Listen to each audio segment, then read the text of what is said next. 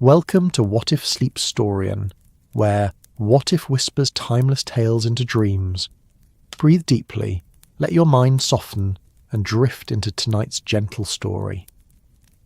What if beneath the gaslit streets of London, where fog danced like ancient spirits and shadows held secrets older than memory itself, a mind both brilliant and curious found itself drawn into mysteries that whispered from the very stones? So dim the lights, find your most comfortable position, and let these whispered narratives carry you softly towards sleep. In the heart of Victorian London, where the November fog rolled through cobblestone streets like a living thing, the gaslight flickered against windows that gleamed like amber jewels in the darkness. The year was 1891, and the city breathed with the rhythm of a great slumbering beast. Steam rose from manholes in gentle whispers, and the distant clip-clop of horse hooves echoed through narrow alleyways where shadows pooled like spilled ink. The evening air carried the scent of coal smoke and damp earth, mingling with the faint aroma of tea and tobacco that drifted from the warm glow of public houses. Gas lamps stood like sentinels along the streets, their flames dancing behind glass globes, casting circles of golden light that pushed back the embracing darkness. In this world of brass and leather, of velvet curtains and crackling fireplaces, mysteries lurked in every doorway, and secrets whispered from the very walls. At 221B Baker Street, in rooms that had become synonymous with deduction and logic, a tall, lean figure sat motionless before a dying fire. The flames cast dancing shadows across sharp, angular features, illuminating eyes that seemed to pierce through the veil of ordinary perception. Sherlock Holmes, the consulting detective whose reputation had spread through London like ripples on a still pond, was in one of his contemplative moods, his long fingers steepled beneath his chin as he gazed into the glowing embers. The room around him spoke of a mind both brilliant and restless. Books lay scattered across surfaces, their leather bindings worn smooth by countless readings. Chemical apparatus gleamed dully on a side table, and the air held the faint tang of experiments recently concluded. Persian slippers hung from the mantelpiece, and a pipe rack stood ready for moments of deeper contemplation. It was a sanctuary of intellect, a place where the mundane world gave way to the extraordinary. Dr. Watson sat nearby in his favoured armchair, the leather creaking softly as he shifted position. His medical bag rested at his feet, a constant reminder of his dual nature as both healer and chronicler of mysteries. The good doctor's face bore the gentle weariness of a man who had seen much of the world's darkness, yet retained an unshakable faith in human goodness. His pen moved slowly across paper, recording not case notes, but personal observations, the small details that would later bloom into full narratives of their adventures together. The silence between the two men was comfortable, born of years of shared dangers and quiet moments alike. Outside their window, London breathed its evening rhythm. The fog pressed against the glass like a curious creature, and somewhere in the distance a church bell tolled the hour with measured solemnity. The fire crackled and whispered, and for a moment all was peaceful in their small corner of the vast, mysterious city. But peace, as Holmes well knew, was often the prelude to something far more intriguing.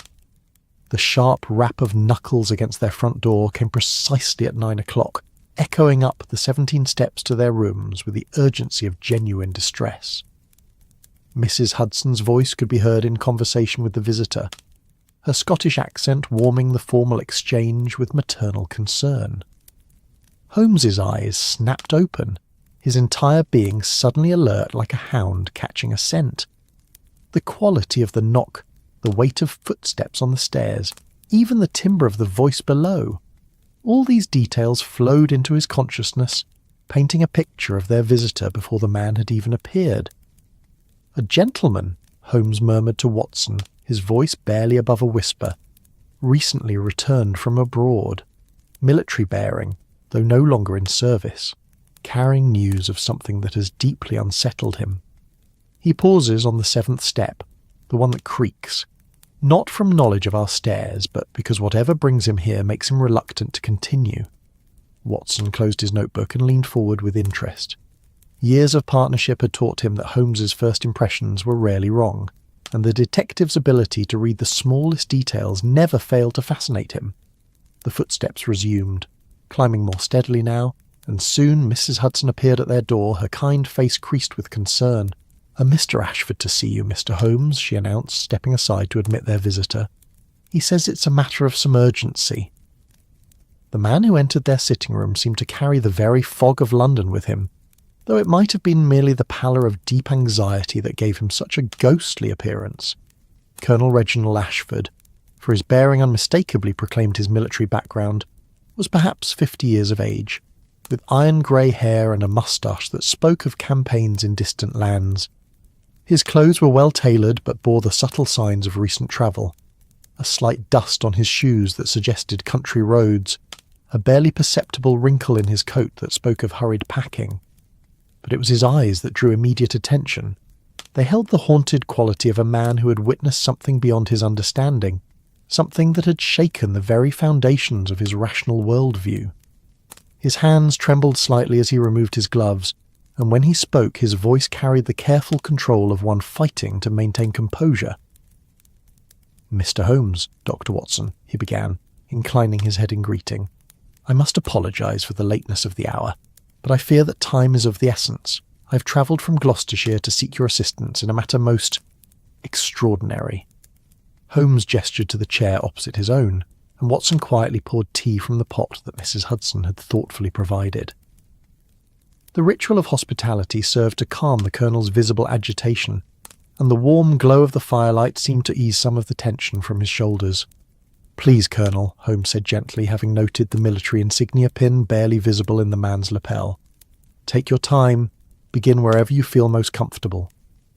Colonel Ashford accepted the tea with gratitude, wrapping his hands around the warm cup as if drawing strength from its heat. The fog outside their window had thickened, pressing against the glass like curious spirits, and the gaslight from the street below seemed dimmer than usual, as if the very darkness had grown hungry. "It concerns my estate, Ravenshollow Manor in the Cotswolds," the Colonel began, his voice growing steadier as he found his rhythm. "The property has been in my family for 3 generations, built upon land that was once part of a much larger holding. The grounds include several ancient structures, Roman ruins mostly, including what appears to be a burial chamber of considerable age." He paused, sipping his tea and gazing into the fire as if seeking answers in the dancing flames. "Until recently, these ruins were merely curiosities, interesting to antiquarians but of little practical concern. The local villagers have always given the area a wide berth, spinning tales of curses and restless spirits, but I attributed such stories to rural superstition." Watson leaned forward slightly, his medical mind already beginning to categorize and analyze. "What changed, Colonel? What brought you to London in such haste?" The older man's jaw tightened and his grip on the teacup betrayed the depth of his distress. 3 weeks ago, my groundskeeper, William Hartley, disappeared. He was a reliable man, having been with the estate for 15 years. His duties included maintaining the grounds around the ruins, and he showed no fear of the old stones. On the morning of his disappearance, he was seen heading toward the burial chamber with his tools, intending to clear away some overgrown brambles. The Colonel set down his cup with careful precision, as if afraid that any sudden movement might shatter his composure. "He never returned. We searched the entire estate, questioned every villager, and contacted the local constabulary. It was as if he had simply vanished." Holmes's fingers drummed silently against his knee, a sure sign that his analytical mind was already working through the possibilities. "You said this was 3 weeks ago. Have there been other incidents?" 2 more disappearances, Colonel Ashford replied grimly. A week after Hartley vanished, a young woman from the village, Sarah Mitchell, barely 19 years old, was found to be missing from her family's cottage. She had been seen the previous evening walking along the lane that borders my property, though she had no business there. Like Hartley, she simply disappeared without a trace. The fire crackled in the silence that followed, and somewhere in the distance the sound of a hansom cab clattered across cobblestones. The fog seemed to press closer against their window, as if eager to listen to the tale being told within. "And the third disappearance," Watson prompted gently. He was a methodical man, meticulous in his work. He had made several interesting discoveries in recent weeks: pottery fragments, coins, and most intriguingly, a series of carved stone tablets covered in symbols that he believed might predate even the Roman occupation. Holmes leaned forward, his grey eyes sharpening with interest. These symbols? Did Dr. Blackwood share his findings with anyone? Were his notes preserved? "That's just it, Mr. Holmes," the Colonel replied, his voice heavy with frustration. "His tent and equipment remain exactly as he left them, but his most recent notes, particularly those concerning the symbol-covered tablets, have vanished along with the man himself. It's as if someone, or something, specifically wanted to prevent those discoveries from being revealed." The detective rose from his chair and began to pace before the fireplace, his tall frame casting long shadows across the room. This was a sure sign that the problem had captured his complete attention, and Watson settled back in his chair, recognizing the beginning of one of Holmes's analytical processes. "Tell me about the burial chamber itself," Holmes requested, his voice carrying the focused intensity that Watson knew so well. Its construction, its orientation, any unusual features that might be significant. Colonel Ashford seemed relieved to discuss concrete details rather than the disturbing pattern of disappearances. "It's built into a small hill, what the locals call Sorrow's Mound. The entrance faces east toward the rising sun, which Dr. Blackwood found significant. The chamber itself is perhaps 20 feet in length, constructed of massive stone blocks fitted together without mortar. The craftsmanship is remarkable. Whoever built it possessed considerable skill and resources." He paused, running a hand through his greying hair. "There are carved symbols throughout the interior, covering nearly every surface. Dr. Blackwood was particularly excited about these, claiming they were unlike anything he'd encountered in his studies of Roman Britain. Some appeared to be much older, possibly predating the Roman occupation by centuries." Holmes stopped his pacing and turned to face their visitor. "Have you yourself entered this chamber, Colonel?" "Several times, though I must admit it's not a comfortable place to spend time. There's something about the atmosphere, a heaviness, a sense of watching. I attributed it to the enclosed space and the weight of history, but I confess that each visit left me feeling increasingly uneasy." The detective nodded thoughtfully. "And the local villagers, what do they say about recent events?" Colonel Ashford's expression grew troubled. "They've become increasingly agitated, speaking of ancient curses awakening and evil stirring beneath the earth. Old women cross themselves when they pass my gates, and several families have sent their children to stay with relatives in neighbouring parishes. The village pub, normally a source of jovial conversation, has grown quiet and subdued." Watson set aside his notebook and leaned forward. "Colonel, forgive the question, but have you considered the possibility that these disappearances might have a more mundane explanation? Perhaps the three individuals simply chose to leave the area for personal reasons." The Colonel shook his head emphatically. "Doctor, Watson, that was my first hope as well, but William Hartley left behind a wife and 3 young children who depended entirely on his wages.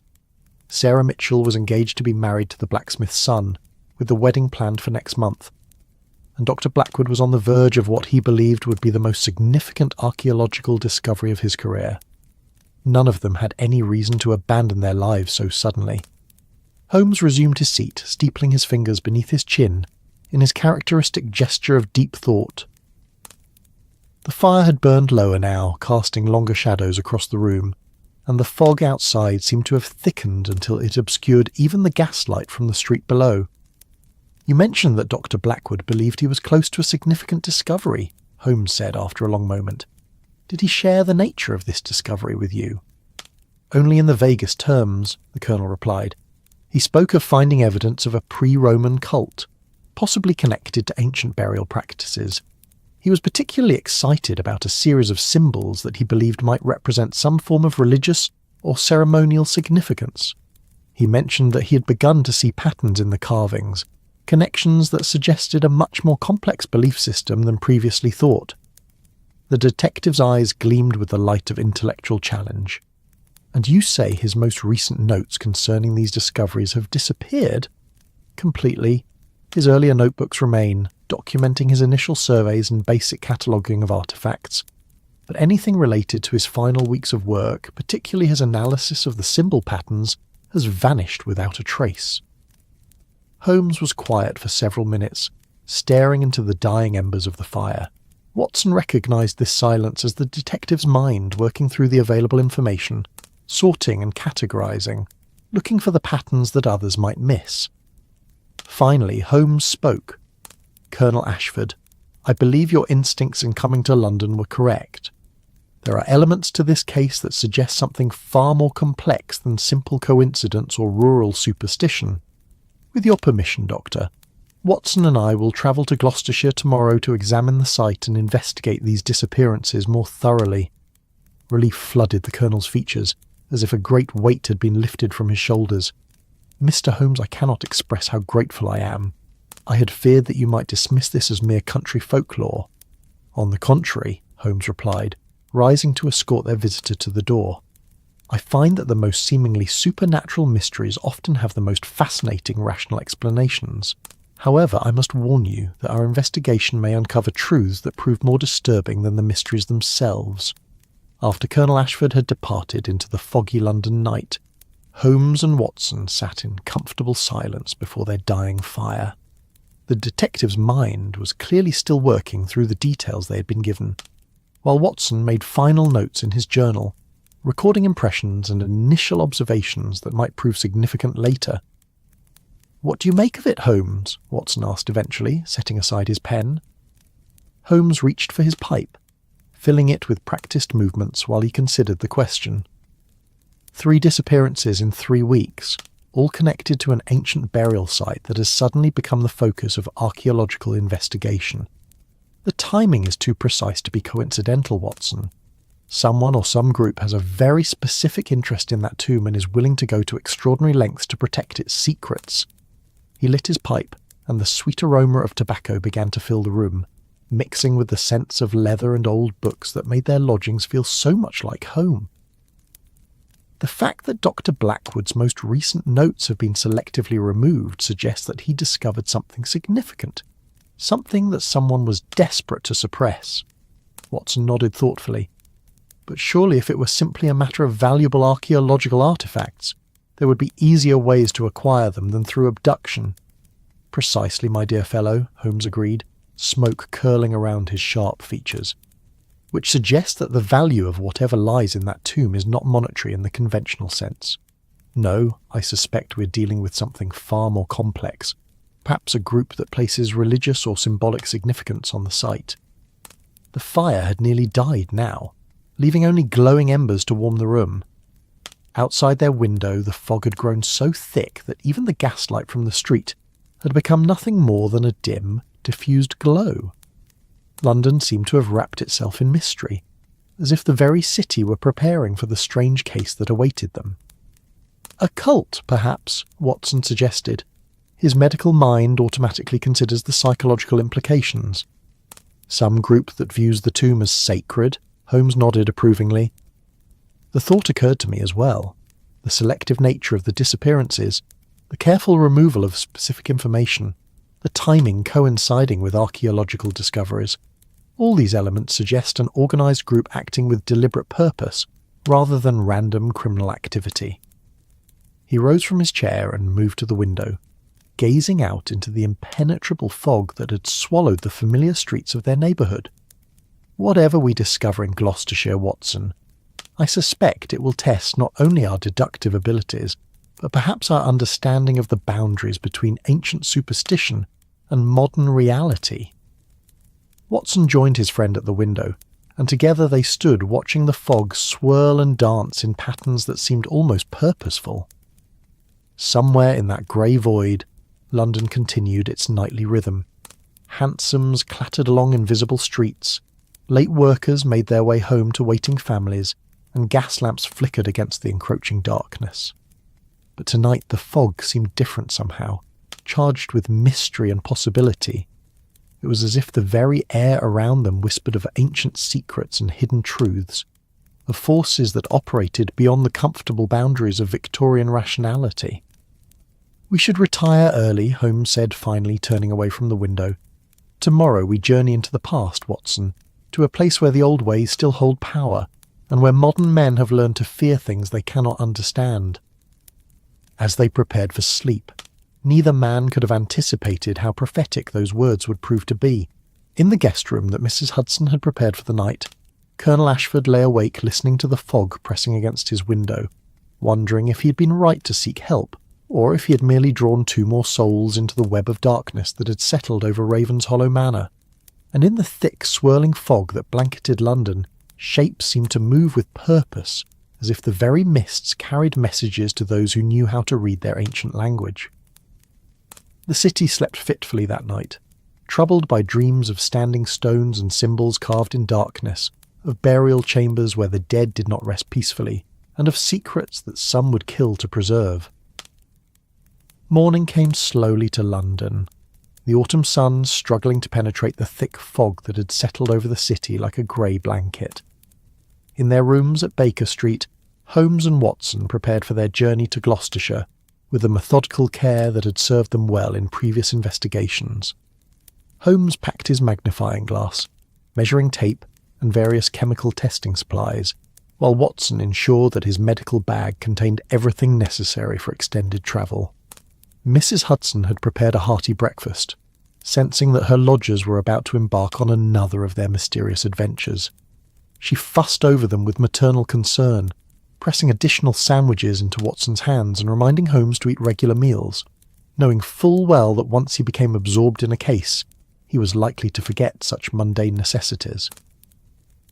Colonel Ashford arrived promptly at 8 o'clock, looking somewhat better after a night's rest, but still bearing the haunted expression of a man carrying terrible knowledge. He had arranged for a private railway car to transport them to the nearest station to his estate, and a carriage would meet them there for the final journey to Ravenshollow Manor. The train journey through the English countryside provided an opportunity for further discussion of the case. As London fell away behind them, and they travelled through villages and farmland touched with autumn's golden palette, Holmes continued his methodical questioning of their host. Every detail of the estate's history, the recent archaeological work and the circumstances surrounding the disappearances was examined and analysed.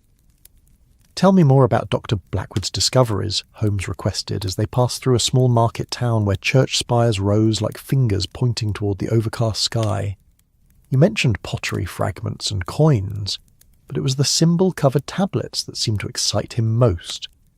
Colonel Ashford gazed out at the passing landscape, where farmers were bringing in the last of the harvest, and smoke rose from cottage chimneys like gentle prayers.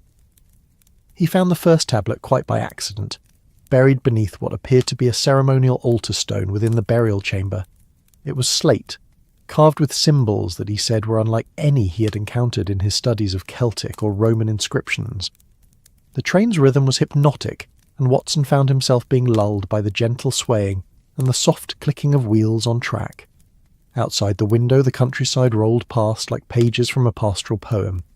Rolling hills dotted with sheep, ancient oak trees that had watched centuries pass, and stone walls that had marked boundaries since time immemorial. Dr. Blackwood became convinced that he had discovered evidence of a previously unknown religious cult, the colonel continued. He believed that the burial chamber was not merely a tomb, but a temple of sorts, a place where ancient rituals were performed. The symbols on the tablets seemed to support this theory, depicting what appeared to be ceremonial practices involving burial and resurrection. Holmes leaned forward with keen interest. Resurrection? That's quite a significant claim. What evidence did he have for such an interpretation? The tablets showed sequences of symbols that he interpreted as depicting death and rebirth. There were images of bodies being placed in the earth, followed by symbols he believed represented transformation or awakening. He was particularly intrigued by recurring motifs that seemed to show the boundary between life and death as permeable, changeable. Watson felt a slight chill despite the warm compartment. As a medical man, he had seen death in many forms and had always viewed it as the ultimate boundary, the final punctuation mark in the sentence of existence. The idea of ancient peoples who believed otherwise, who perhaps actively sought to manipulate that boundary, was deeply unsettling. The train began to slow as they approached their destination, and through the window they could see the small station where their carriage waited. The countryside here had a different quality than the gentler regions they had passed through earlier. The hills were higher and more rugged, and there was something indefinably older about the landscape, as if the very earth remembered times and peoples long forgotten by written history. Colonel Ashford's estate carriage proved to be a well-appointed vehicle, drawn by two magnificent bay horses. The driver, a weathered man named Thomas who had served the family for many years, touched his cap respectfully, but Holmes noticed that his eyes held the same haunted quality that seemed to affect everyone connected to recent events at Ravenshollow Manor.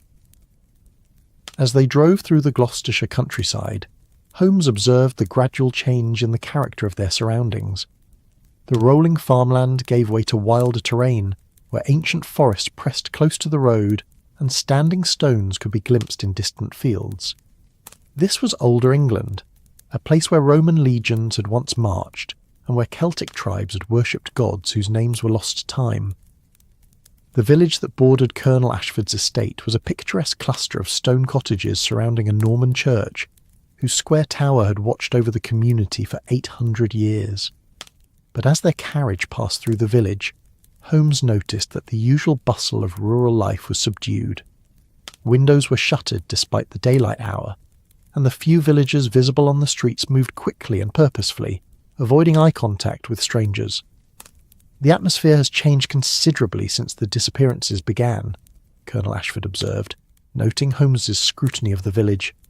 "These people have lived their entire lives with stories of the cursed tomb, but until recently it remained merely an interesting bit of local folklore. Now they believe the old warnings are coming true." Ravenshollow Manor stood at the end of a long drive lined with ancient oak trees whose branches formed a cathedral-like canopy overhead. The house itself was a fine example of Georgian architecture, built of honey-coloured Cotswold stone that seemed to glow warmly despite the overcast afternoon. Ivy climbed its walls in carefully managed patterns, and the windows gleamed like friendly eyes welcoming visitors home. But it was the view beyond the manor house that drew Holmes's immediate attention. Perhaps half a mile across the carefully maintained grounds, a small hill rose from the landscape like a green tumour. Even at this distance, there was something unsettling about its perfect symmetry, something that suggested human hands had shaped its contours in ages past. "Sorrow's Mound," Colonel Ashford said quietly, following Holmes's gaze. "The burial chamber is built into its eastern face, hidden by centuries of accumulated earth and vegetation. From here, it looks quite peaceful, doesn't it? One would never suspect the darkness that seems to emanate from those ancient stones." Mrs. Ashford, a gracious woman in her middle years, greeted them at the manor's front door with the practised hospitality of a military wife who had entertained guests from around the world. But Holmes noted that even her warm smile could not entirely mask the strain that recent events had placed upon the household. The servants who took their luggage moved with the subdued efficiency of people living under the shadow of inexplicable fear. The interior of Ravenshollow Manor spoke of generations of comfortable country living. Persian carpets covered polished oak floors, and the walls were lined with family portraits whose painted eyes seemed to follow visitors through the rooms. A fire crackled welcomingly in the great hall's massive stone fireplace, and the scent of beeswax and lavender spoke of careful housekeeping and feminine attention to detail. After a light luncheon and brief rest to recover from their journey, Holmes was eager to begin his examination of the mysterious burial chamber. Colonel Ashford had provided them with detailed maps of the estate grounds, and he insisted on personally guiding them to the site despite his obvious reluctance to revisit the place. The walk across the manor grounds was pleasant enough, following well-maintained paths that wound through formal gardens and past a small ornamental lake where swans moved with serene grace.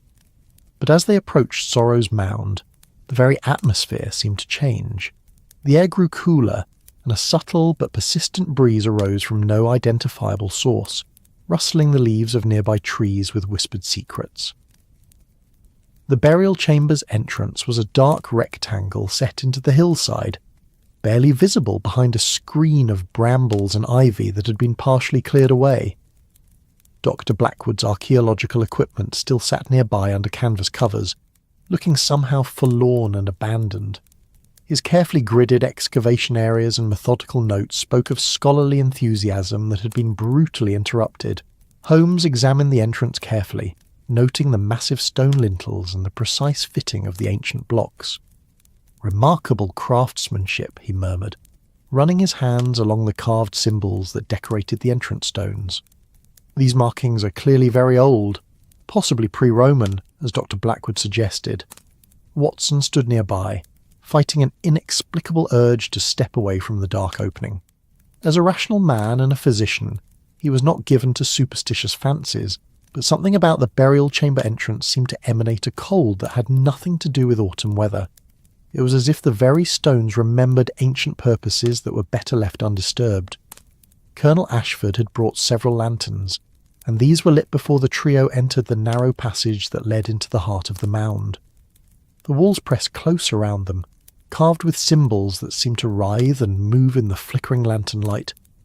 The air inside was still and heavy, carrying scents of earth and age and something else. Something that reminded Watson uncomfortably of the dissecting rooms of his medical training.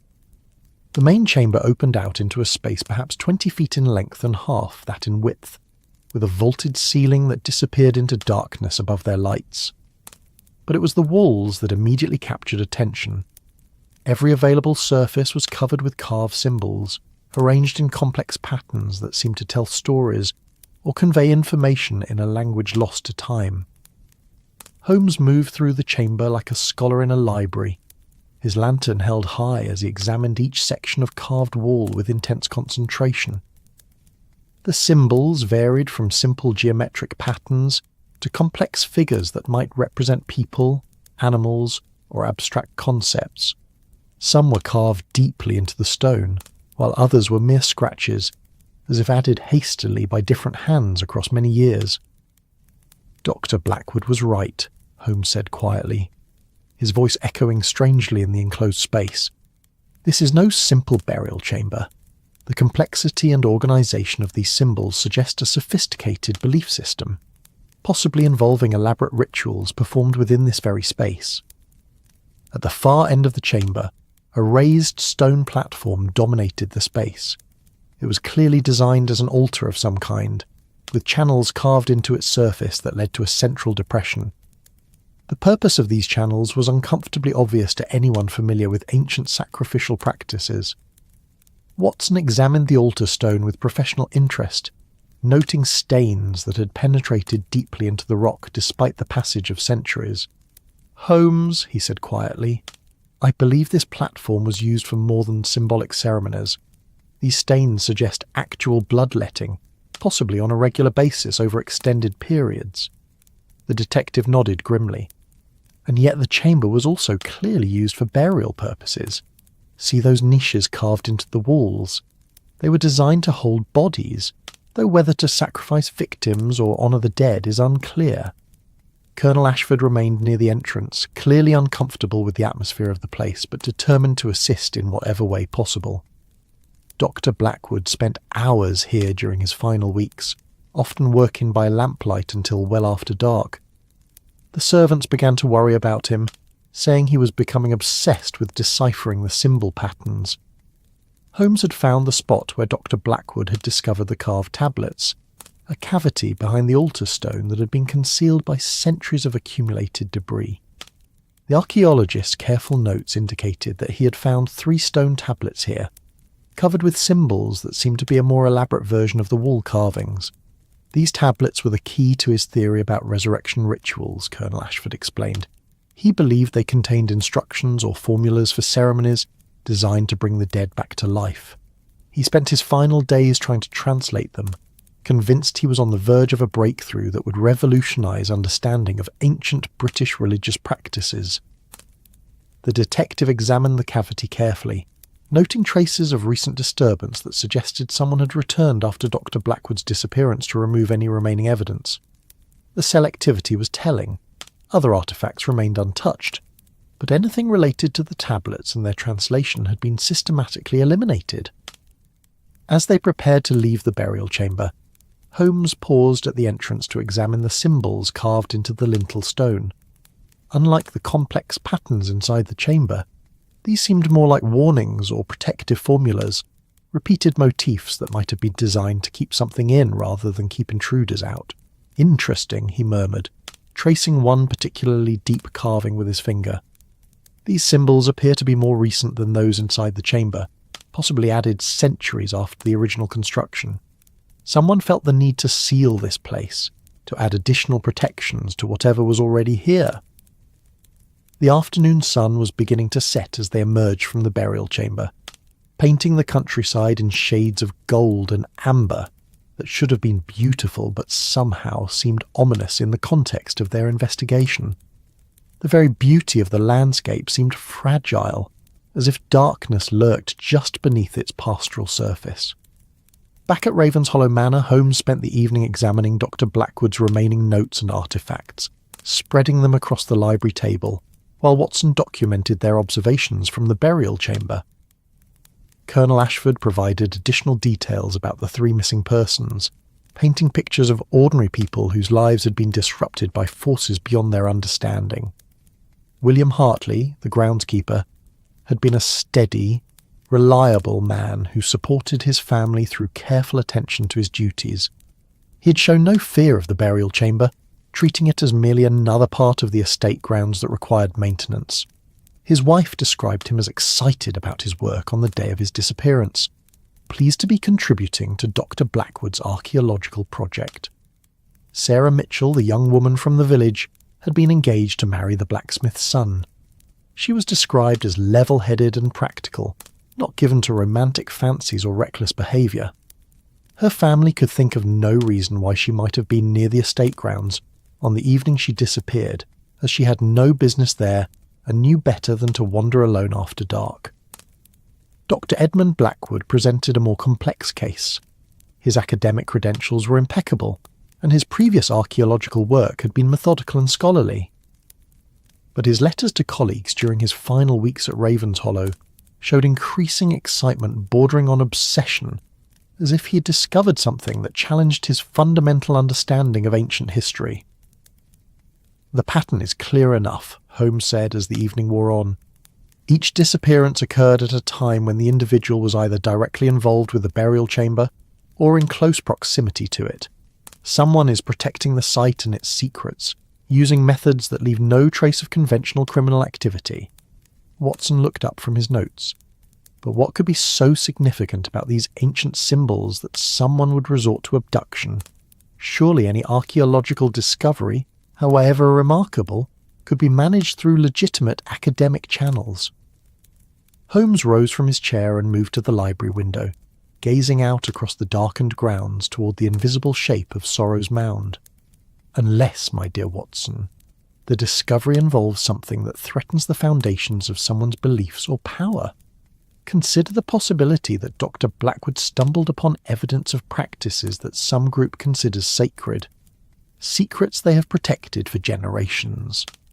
The detective's reflection in the window glass looked pale and insubstantial, like a ghost contemplating mysteries beyond mortal understanding. Outside, the night seemed unusually dark, as if clouds had gathered to obscure even the faint light of stars and moon. "A cult," Watson mused, following his friend's line of reasoning.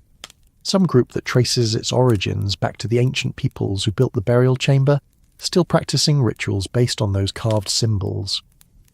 "The thought had occurred to me," Holmes agreed. "Consider the evidence. An organised group with specific knowledge of the site, the ability to act decisively when their secrets are threatened, and the resources to make people disappear without leaving conventional traces. They may have tolerated casual interest in the ruins for years, but Dr. Blackwood's systematic investigation and breakthrough discoveries crossed some invisible line." Colonel Ashford had been listening to this exchange with growing unease. "Mr. Holmes, are you suggesting that there are people in this area who still practice these ancient rituals, that they might be dangerous?" Holmes turned from the window, his sharp features thoughtful in the lamplight. "I'm suggesting that we're dealing with individuals who place extraordinary value on maintaining certain secrets, Colonel. Whether their motives are religious, financial, or something else entirely remains to be determined. The night settled over Ravenshollow Manor like a heavy blanket, and despite the warmth of the library fire, all three men found themselves conscious of the darkness pressing against the windows. Somewhere in that darkness lay Sorrow's Mound, its ancient stones holding secrets that had already cost 3 people their freedom, if not their lives. Watson closed his notebook and rubbed his tired eyes. "What do you propose for tomorrow, Holmes? How do we proceed when we're dealing with adversaries who leave no conventional traces?" The detective's smile was thin but determined. "We return to the burial chamber, my dear fellow, but this time we approach it as those ancient peoples would have done. We examine not just the physical evidence but the spiritual and psychological landscape surrounding it. Someone has been using that site for purposes that go far beyond mere historical interest, and I intend to discover exactly what those purposes might be." Outside the library windows, the darkness seemed to pulse with hidden life, as if the very night were alive with ancient purposes. The 3 men retired eventually to their respective chambers, but sleep came fitfully to Ravenshollow Manor that night. In his dreams, Watson found himself walking through passages lined with carved symbols that writhed and changed as he watched, while Holmes dreamed of voices speaking in languages that predated human memory, calling to him from depths that had never known sunlight. The morning brought little relief from the oppressive atmosphere that seemed to surround the estate. A thick mist had risen from the valley, obscuring the grounds in grey veils that muffled sound and limited visibility to mere yards in any direction. When Holmes and Watson met for breakfast, they found Colonel Ashford already dressed and waiting, his military bearing somewhat restored by the light of day, but his eyes still holding the haunted quality that had become so familiar. "I've been thinking about your theory regarding a cult," the Colonel said without preamble as they sat down to Mrs. Ashford's excellent breakfast. "If such a group exists in this area, they would need to be people with intimate knowledge of the local geography and history. They would have to be individuals who could move about the countryside without arousing suspicion." Holmes nodded approvingly. "Precisely, which suggests either long-time residents of the area or individuals with legitimate reasons for being here regularly. Have there been any strangers in the vicinity during recent months? Anyone who might have been studying the burial chamber or asking questions about local history?" "Apart from Dr. Blackwood himself, only a few visitors that I'm aware of," Colonel Ashford replied. "There was a gentleman from London, a Mr. Cornelius Marsh, who claimed to be writing a book about ancient British religious sites. He spent several days in the village about 6 weeks ago, asking questions and taking photographs. And there was a woman, Miss Victoria Hale, who said she was researching her family genealogy and believed her ancestors might have lived in this area centuries ago." Watson leaned forward with interest. "Did either of these individuals show specific interest in your burial chamber?" "Mr. Marsh certainly did. He asked permission to visit the site and spent an entire afternoon there, taking detailed measurements and photographs.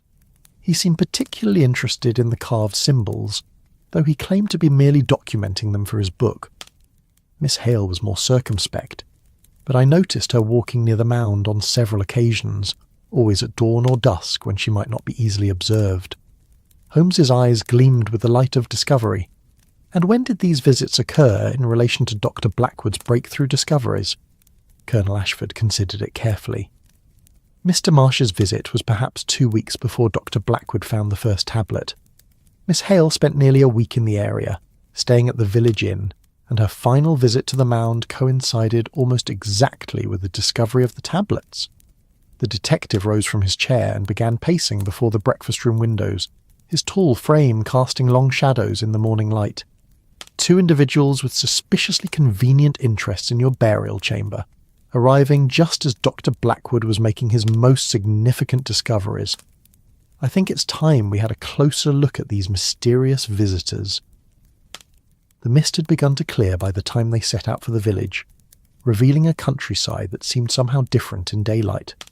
The ancient landscape that had appeared so ominous the previous evening now showed its gentler face, with rolling hills dotted by grazing sheep and hedgerows bright with autumn berries.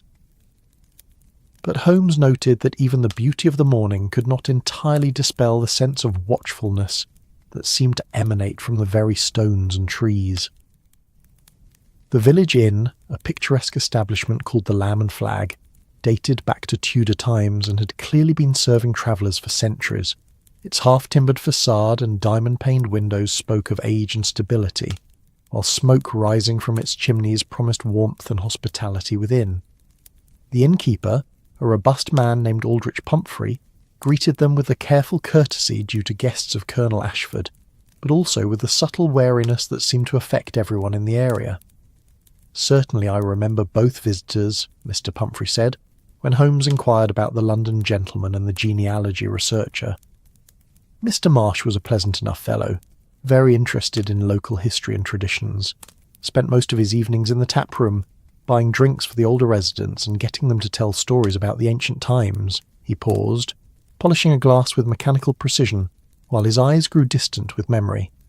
Miss Hale was a different sort entirely, kept to herself mostly, though she was polite when spoken to. Beautiful woman, well dressed. But there was something about her. Something that made folks uncomfortable. She had a way of looking at you, as if she could see things that others couldn't. Watson exchanged a meaningful glance with Holmes. Did either of them ask specifically about Sorrow's Mound or the burial chamber?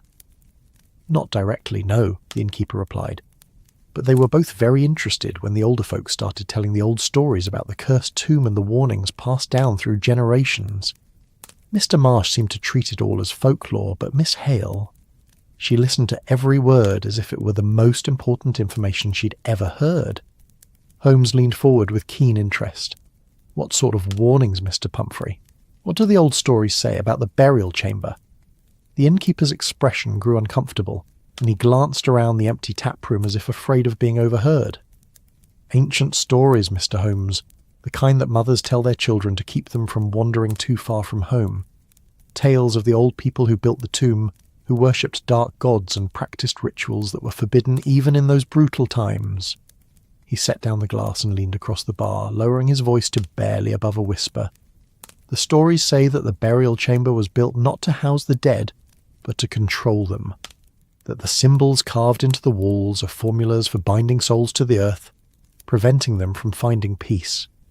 The old folks claim that on certain nights, when the moon is dark and the mist rises from the valley, you can hear voices calling from within the mound, the voices of those who are sacrificed to feed the ancient hunger that sleeps beneath the stones." Watson felt a chill run down his spine despite the warmth of the inn's common room. As a man of science, he dismissed such tales as superstition, but there was something in the innkeeper's manner that suggested genuine fear rather than mere storytelling. "And what happens," Holmes asked quietly, "to those who disturb the tomb or try to unlock its secrets?" Mr. Pumphrey's face went pale, and he crossed himself with the automatic gesture of deep-rooted fear. "The stories say they're taken, Mr. Holmes, claimed by the old powers that still guard the chamber. Some say they're used in rituals that keep the ancient hunger satisfied. Others believe they're transformed, made into servants of whatever sleeps beneath Sorrow's Mound." The three men left the inn with much to consider, walking through the village streets where normal life seemed to continue despite the undercurrent of fear that affected everyone they met. Children played in cottage gardens under the watchful eyes of nervous mothers, and men worked at their trades with an efficiency that spoke of wanting to finish tasks quickly and return to the safety of their homes. As they passed the Norman church with its square stone tower, Holmes paused to examine the ancient graveyard that surrounded it. Many of the older headstones bore symbols that seemed oddly familiar, echoing motifs they had seen carved into the walls of the burial chamber. The church itself appeared to have been built with stones that might have come from much older structures, possibly Roman or even pre-Roman sites. "Interesting how the church seems to have been positioned," Holmes observed, noting its relationship to the surrounding landscape. "From here, one has a clear view of Sorrow's Mound, almost as if the building were designed to keep watch over the ancient site." Watson followed his friend's gaze across the valley to where the mound rose like a green tumour from the pastoral landscape. Even in broad daylight, there was something unsettling about its perfect symmetry, something that suggested human hands had shaped its contours according to purposes that had nothing to do with natural geography. The early Christians often built their churches on sites that had been sacred to earlier religions, Watson noted. Perhaps this church was meant to consecrate ground that had been considered unholy. Colonel Ashford nodded agreement. The church records date back to the Norman conquest, but local tradition suggests there was a Saxon church here before that, and possibly a Roman shrine before that. The land has been considered sacred in one form or another for over 1,000 years.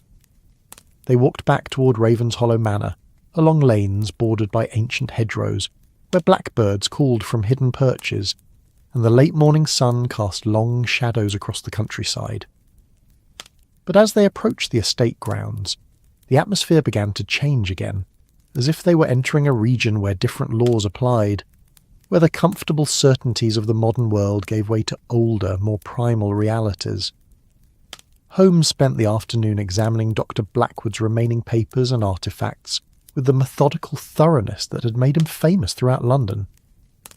The archaeologist's early notes showed careful, scholarly analysis of his discoveries, but his final entries revealed a growing excitement that bordered on obsession. "Listen to this," Holmes said, reading from Dr. Blackwood's journal. "The symbols on the third tablet clearly show a sequence of ritual actions designed to maintain communication with entities that exist between life and death. The implications are staggering.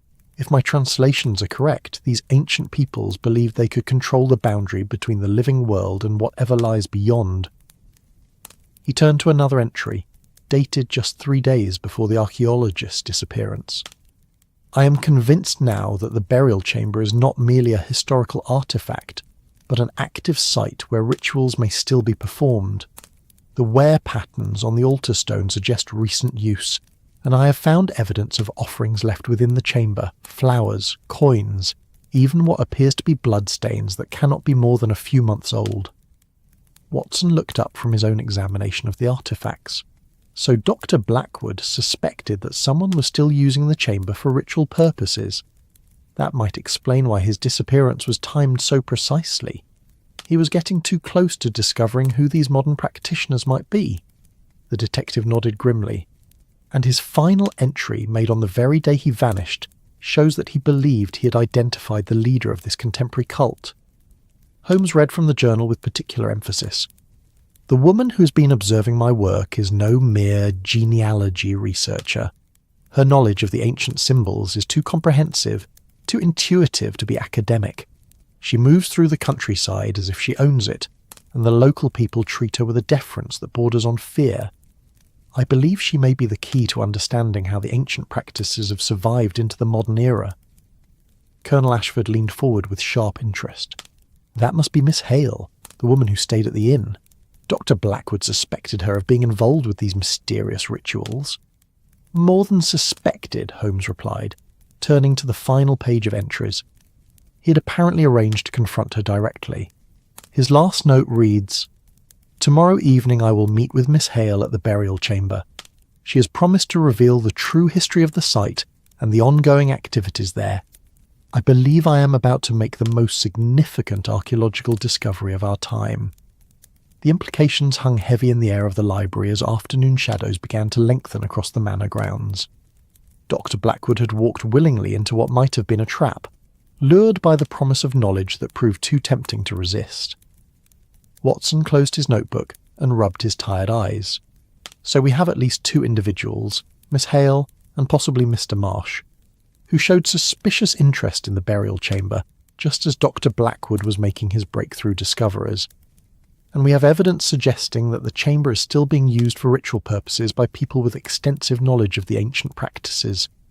Holmes rose from his chair and moved to the library window, gazing out across the grounds toward the invisible presence of Sorrow's Mound. The day was drawing toward evening, and mist was beginning to rise from the valley, creating an atmosphere that seemed charged with possibility and danger. "I believe it's time for a more direct approach," the detective said quietly. "Tonight, after full darkness has fallen, we will return to the burial chamber and conduct our own vigil. If these modern practitioners are still active, they may reveal themselves when they believe the site is unobserved." Colonel Ashford's face went pale. "Mr. Holmes, surely that's extremely dangerous. if these people have already taken 3 individuals who interfered with their activities. Which is precisely why we must act quickly, Holmes replied with characteristic determination. Each day of delay potentially puts more innocent people at risk. Better to confront this mystery directly than to allow it to continue claiming victims. As evening approached, the 3 men made careful preparations for their nocturnal investigation. Holmes packed his magnifying glass, camera, and various scientific instruments, while Watson ensured that his medical bag contained supplies for treating potential injuries. Colonel Ashford reluctantly agreed to guide them to the burial chamber, but insisted on bringing several loaded firearms, despite Holmes's preference for more subtle methods of investigation. The dinner at Ravenshollow Manor was a subdued affair, with Mrs. Ashford clearly aware that her husband and guests were planning some dangerous nighttime activity, but too well-bred to ask direct questions. The servants moved about their duties with the quiet efficiency of people who sensed approaching a crisis but could do nothing to prevent it. As full darkness settled over the Gloucestershire countryside, the 3 men set out across the estate grounds with carefully shielded lanterns and a grim determination to uncover the truth behind the mysterious disappearances. The night air was cool and still, carrying scents of autumn earth and dying leaves, but underneath these familiar odours lay something else. A musty, ancient smell that seemed to emanate from the very ground beneath their feet. The walk to Sorrow's Mound took them through formal gardens that looked ghostly in the faint starlight, past the ornamental lake where swans moved like pale spirits across the dark water, and finally into the wilder regions of the estate, where ancient trees pressed close to the path and shadows seemed to move with purposeful intent. As they approached the burial chamber, Holmes signalled for complete silence and extinguished his lantern. The mound loomed before them like a sleeping giant, its grassy slopes silver with dew, and its dark entrance barely visible in the surrounding vegetation. But there was light within the chamber, a faint flickering glow that suggested candles or torches burning in the ancient depths. Watson felt his heart begin to race as they crept closer to the entrance. The sound of voices drifted from within the chamber, speaking in what seemed to be a mixture of English and some older language, possibly Celtic or pre-Celtic in origin. The cadence was rhythmic, almost hypnotic, suggesting some form of ritual chanting or ceremonial recitation. Holmes positioned himself where he could observe the chamber entrance, while Watson and Colonel Ashford took covering positions nearby. The detective's training in observation and deduction had prepared him for many strange situations, but even he felt a chill of apprehension as the chanting grew louder and more intense. Figures began to emerge from the burial chamber, 7 individuals dressed in dark robes that concealed their faces and identities. They moved with the practiced coordination of people who had performed these actions many times before, arranging themselves around the chamber entrance in a pattern that seemed to correspond to the carved symbols visible on the ancient stones. At the centre of the group stood a woman whose bearing and position clearly marked her as the leader. Even in the dim light, her beauty was striking, and there was something in her posture that commanded immediate attention and respect from her followers. Holmes had no doubt that this was Miss Victoria Hale, the genealogy researcher, who had shown such suspicious interest in the burial chamber. The ritual continued for nearly an hour, with chanting that rose and fell like ocean waves, punctuated by offerings placed at various points around the mound. Holmes observed the proceedings with the focused attention of a scientist studying a new species, noting every detail that might later prove significant. But it was what happened at the ritual's climax that changed everything. 3 figures were led from the burial chamber, figures that moved with the mechanical precision of people under some form of influence or control. Even in the darkness, Holmes could see enough to confirm his worst fears. William Hartley, Sarah Mitchell, and Dr. Edmund Blackwood were alive, but clearly not acting under their own free will. The missing persons stood motionless while the robed figures continued their chanting, and Holmes realised that whatever had been done to them went far beyond simple kidnapping. Their faces were blank, their movements unnaturally coordinated, and their eyes reflected the flickering candlelight with an empty quality that suggested consciousness without will. Watson, observing from his concealed position, felt his medical training rebel against what he was witnessing. As a physician, he had seen many conditions that affected mental function, but nothing in his experience suggested that human beings could be reduced to such a state of mechanical compliance without obvious physical trauma.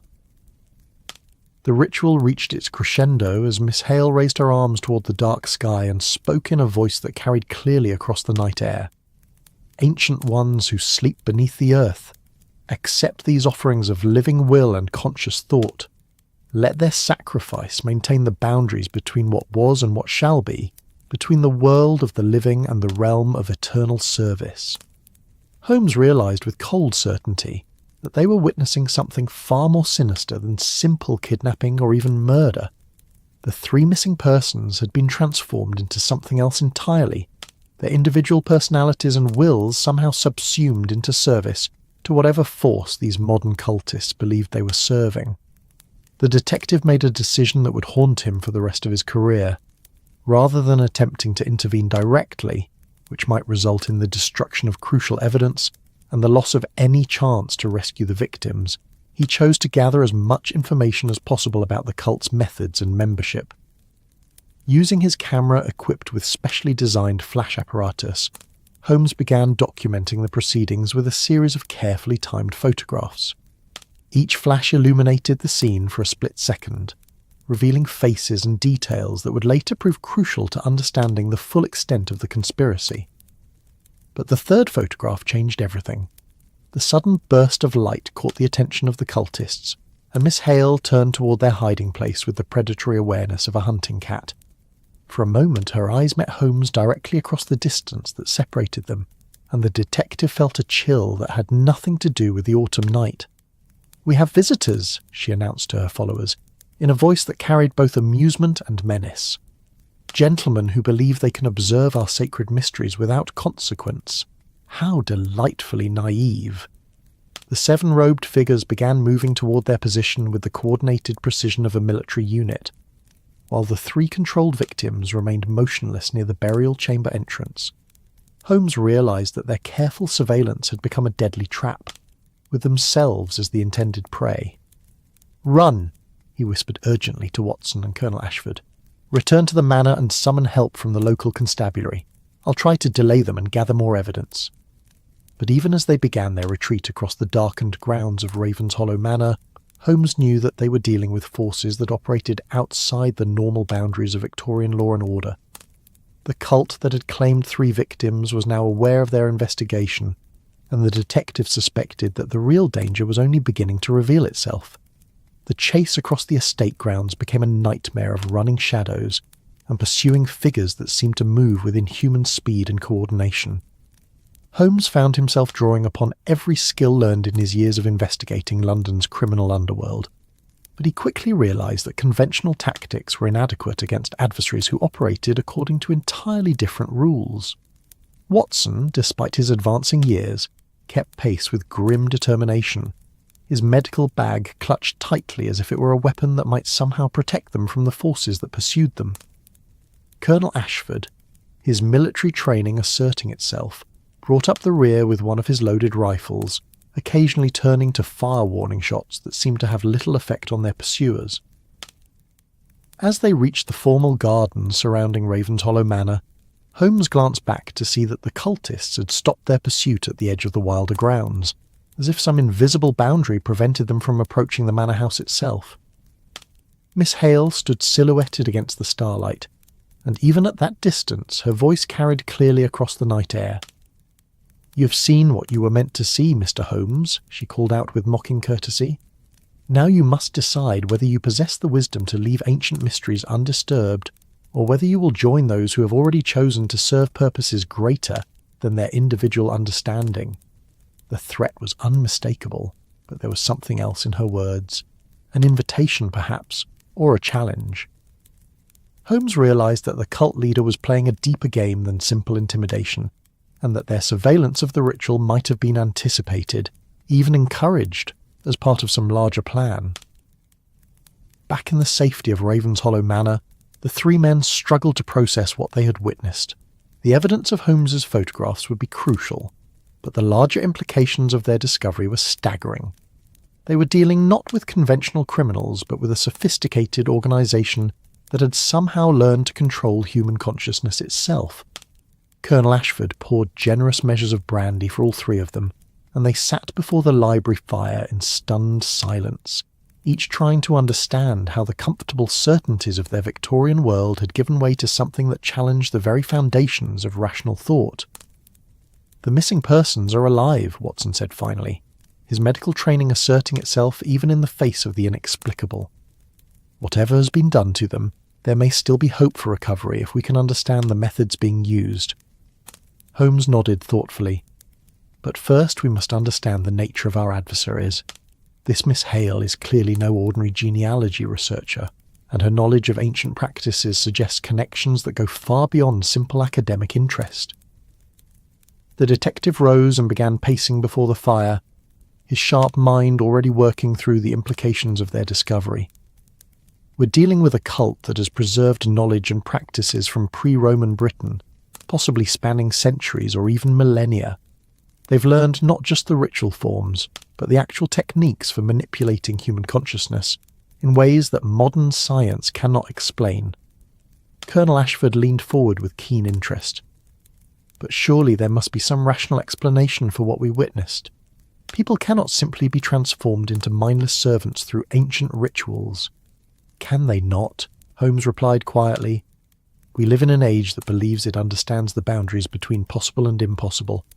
But tonight we have seen evidence that those boundaries may be far more flexible than we assumed. The human mind remains largely mysterious to modern science, Colonel. Perhaps these ancient peoples understood aspects of consciousness that we have forgotten." Watson set down his brandy glass and reached for his medical bag. "If the missing persons are still alive, they may be suffering from some form of induced mental condition, perhaps through drugs, hypnosis, or other psychological manipulation. As a physician, I feel obligated to attempt some form of rescue or treatment." Holmes paused in his pacing and turned to face his faithful companion. "And that, my dear Watson, may be exactly what Miss Hale is counting on. Consider the possibility that our surveillance tonight was not accidental, but orchestrated, designed to show us just enough to ensure our continued involvement." The implication hung heavy in the warm air of the library. They might not be investigating the cult so much as being recruited by it, drawn deeper into mysteries that operated according to rules they did not understand and could not predict. As the night wore on, the three men planned their next moves with the careful precision of a military campaign. Messages would be sent to London requesting assistance from Scotland Yard, though Holmes doubted that conventional police methods would prove adequate against their current adversaries. Additional research would be needed into the historical background of the area, particularly any records of unusual activities or disappearances in previous centuries. But most importantly, they would need to understand the true nature of Miss Hale and her organisation. Who was she really, and how had she acquired such extensive knowledge of ancient practices? What were the cult's ultimate goals, and how many people might be at risk from their activities? The dawn came slowly to Gloucestershire, creeping across the countryside like a hesitant visitor unsure of its welcome. Mist rose from the valleys, and the familiar sounds of rural morning began to assert themselves, roosters crowing, cattle lowing in distant pastures, and the cheerful songs of birds greeting the new day. But at Ravenshollow Manor, the usual rhythms of country life felt somehow artificial, as if the normal world were merely a thin veneer over darker realities that had been revealed by the night's events. Holmes stood at his bedroom window, watching the mists swirl around Sorrow's Mound, and wondered what other secrets lay hidden in the ancient landscape of this seemingly peaceful corner of England. Mrs. Ashford, with the intuitive understanding of a woman who had spent her life managing the practical details of her husband's military career, arranged for additional security around the manor house, without asking unnecessary questions about the previous night's activities. Extra servants were positioned at key points, and messages were sent to trusted neighbours requesting their assistance in maintaining watch over the estate grounds. The local constabulary proved to be of a limited usefulness, as Holmes had predicted. The village policeman, Constable Bradley, was a solid, reliable man who had maintained order in the area for 15 years, but his experience with criminal activity was limited to occasional poaching, and the sort of minor disputes that arose in any small community. When Holmes attempted to describe the previous night's events, Constable Bradley's face took on the polite but sceptical expression of a man hearing stories that he could not possibly believe. The idea that respectable people might be involved in ancient rituals and the kidnapping of local residents was so far outside his experience that he could only advise the detective to contact the county police if he truly believed serious crimes had been committed. "Begging your pardon, Mr. Holmes," the constable said with careful diplomacy, "but we've heard these stories about the cursed tomb for generations. Folks get worked up about it from time to time, especially when there's been talk of digging around up there. But actual kidnapping and such, well, that's a bit beyond what we usually deal with in these parts." Holmes realised that they were essentially on their own in dealing with the cult and its activities. The local authorities were either unable or unwilling to acknowledge the reality of what they faced, and help from London would take time to arrange and might prove inadequate when it finally arrived. Dr. Watson spent the morning examining his photographs of the previous night's ritual, using a powerful magnifying glass to study every detail captured by the camera's flash. The images were disturbing enough in themselves, but it was the faces of the three controlled victims that proved most unsettling. "Look at their eyes, Holmes," Watson said, pointing to one particularly clear photograph. "There's no expression, no personality, nothing that suggests individual consciousness. It's as if they've been reduced to mere biological mechanisms, operating without any sense of self or awareness." The detective studied the photograph with professional interest. "And yet they move with coordination and purpose, suggesting that some form of consciousness remains. Perhaps what we are seeing is not the destruction of personality, but its subjugation to some external will." Holmes had developed a theory about the cult's methods, though it challenged many of his own assumptions about the nature of human consciousness. Consider the possibility that these ancient practices involve forms of mental control that operate on levels deeper than conscious thought. The symbols carved throughout the burial chamber may not be merely decorative, but functional, designed to induce specific psychological states in those who are exposed to them under controlled conditions, Watson nodded thoughtfully. "You're suggesting that the chamber itself is a sort of machine for manipulating human consciousness, with the rituals serving as operating procedures." "Precisely," Holmes agreed. "And Miss Hale has somehow acquired the knowledge necessary to operate this machine, to use it for purposes that serve her organization's agenda." The question of Miss Hale's identity and background had become crucial to understanding the cult's capabilities and intentions. Holmes spent several hours reviewing Dr. Blackwood's notes and correspondence, looking for any additional clues about the mysterious woman who had shown such suspicious interest in the burial chamber. One detail that emerged from careful analysis was that Miss Hale had demonstrated knowledge of a local history and genealogy that went far beyond what any casual researcher might possess. She had referenced specific families and property boundaries dating back centuries, and had shown familiarity with local customs and traditions that were known only to long-time residents of the area. "She's not an outsider," Holmes concluded after reviewing all available evidence. "Whatever her current identity, Miss Hale has deep connections to this region, possibly dating back generations. Her knowledge of the ancient practices may have been passed down through family traditions rather than acquired through academic study." This realization opened up new possibilities for investigation. If Miss Hale was connected to local families with historical roots in the area, there might be records in parish registers, property deeds, or other historical documents that could reveal her true identity and background. Colonel Ashford proved invaluable in this research, drawing upon his family's long residence in Gloucestershire and his connections with other landowners throughout the region.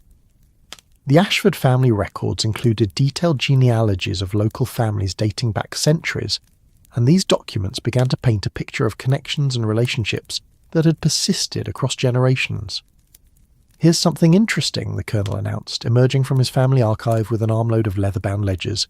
"There are references going back to the 17th century to a family called Hale, associated with what the records describe as questionable practices and unwholesome influence in the community." He opened one of the oldest ledgers, its pages yellowed with age, and its ink faded to a pale brown. According to this record from 1687, a woman named Morgana Hale was accused of witchcraft and fled the area before she could be brought to trial. The accusation apparently involved the disappearance of several local people and evidence of ritual activities near the ancient burial mound. Holmes leaned forward with sharp interest. The same burial chamber we investigated last night. The very same, Colonel Ashford confirmed, and there are similar references in subsequent decades, always involving women named Hale, always connected to the ancient site, and always associated with unexplained disappearances and accusations of supernatural activities. Watson felt a chill as the implications became clear. You're suggesting that this cult has been active in the area for centuries, with the leadership passed down through generations of the same family. It would explain Miss Hale's extraordinary knowledge of the ancient practices, Holmes agreed. If she represents the current generation of a family tradition that has preserved these techniques across centuries, her capabilities would be far more extensive than anything we initially assumed.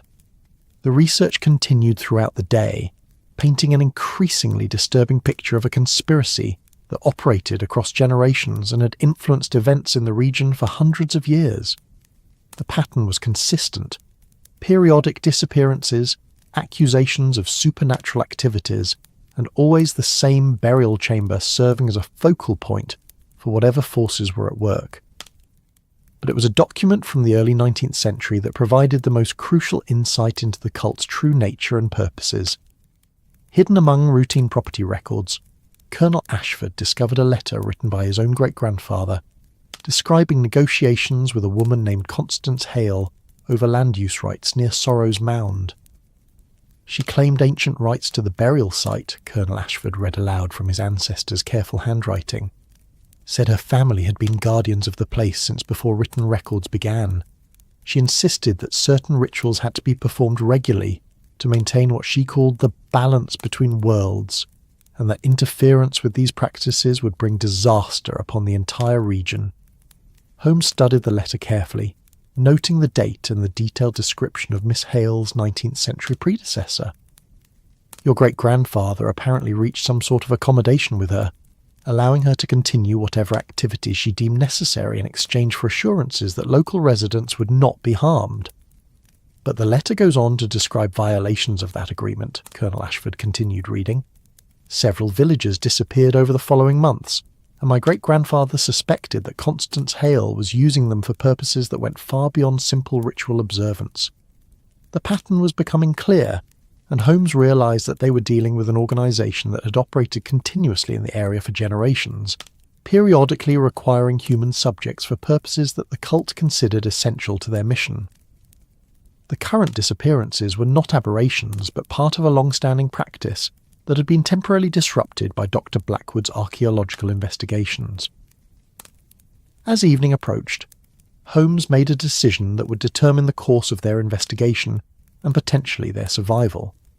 Rather than waiting for help from London, or attempting to work through official channels that had already proved inadequate, he would confront Miss Hale directly and attempt to negotiate for the release of the 3 captives. It's an enormous risk, Watson protested when Holmes outlined his plan.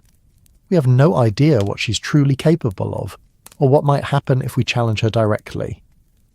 Which is precisely why we must act quickly, Holmes replied, with characteristic determination.